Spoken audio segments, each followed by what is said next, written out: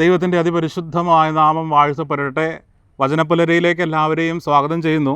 ലൂക്കോസിൻ്റെ സുവിശേഷം 11-ാമത്തെ അധ്യായം അതിൻ്റെ 28-ാമത്തെ തിരുവചനം. ദൈവവചനം കേട്ട് പാലിക്കുന്നവർ കൂടുതൽ ഭാഗ്യവാന്മാർ. സ്നേഹമുള്ളവരെ, നമ്മുടെയൊക്കെ ജീവിതത്തിൽ നമ്മൾ എന്തോരം വചനം കേട്ടിരിക്കുന്നു.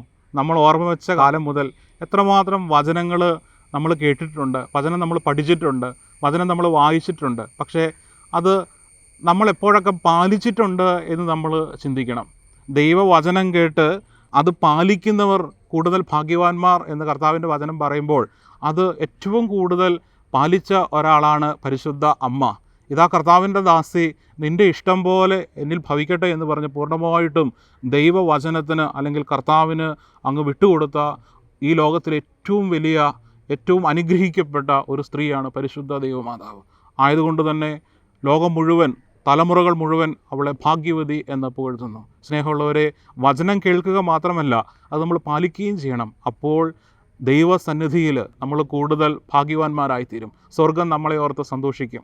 ദൈവത്തിൻ്റെ അതിപരിശുദ്ധമായ നാമം വാഴ്ത്തപ്പെടട്ടെ.